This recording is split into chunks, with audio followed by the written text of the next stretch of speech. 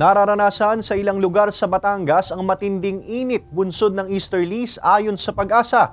Kaya naman ang ilang residente kanya-kanyang diskarte para maibsan ang maalinsangang panahon. Narito ang report ni Denise Abante.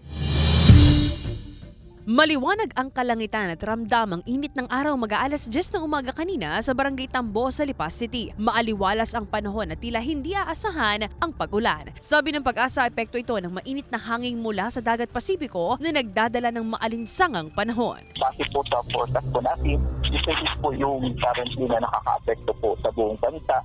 Kaya po sa mga rehiyon ng Calabarzon at Mimaropa, saan po natin na medyo mainit po yung temperatura na nararanasan natin. At sa ngayon po, ang Calabarzon at Mimaropa ay makakaranas po na hanggang sa maulap na kalangitan na may isolated rain showers or thunderstorms. Bago magtanghali naman kanina nang bumuhos ang ulan sa bahagi ito ng Barangay Halang. Ang nararanasang pabago-bagong panahon posible raw magdulot ng sakit ayon sa Health Authority. Ubo, sipon, tapos lagnat. Ang karamihan mga bata. Pero meron din sa mga matatanda.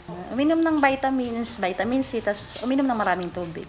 Kaya ang 63 anyos na si Mang Salvador sa loob ng bahay na lang daw namamalagi. Binubuhay na lang daw niya ang kanyang air conditioning unit para hindi mainitan. Pinalalakas din daw niya ang kanyang resistensya para makaiwas sa sakit. Palakad-lakad pag umaga. Yung gamot lang ng Pablo ininom ko. Siyempre yung ibang panahon, gawa ng kalikasan, hindi natin maarangan yan, ganun talagang panahon. Si Aling Imelda naman, panay ang pag-inom ng tubig upang manatiling hydrated. May baon na rin siyang vitamins sa kanyang tindahan para raw iwas sakit. Mainit sa araw, tapos sa gabi ay malamig. Tapos ngayon inaambon.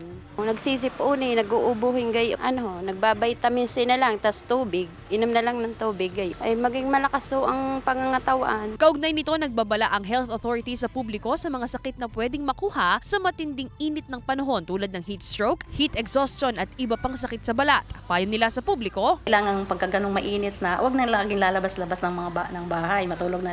Halimbawa, sa tanghali, di matulog na lang sila kung hindi sila nag-aaral. Tapos uminom ng maraming tubig. Kumain ng gulay at prutas. Iwasan ang mga junk foods. may mga libre namang vitamin C sa health center na nakahandang ipamigay sa mga residente. Kasama si J. R. Manjares, Denise Abante. Balitang Southern, Tagalog.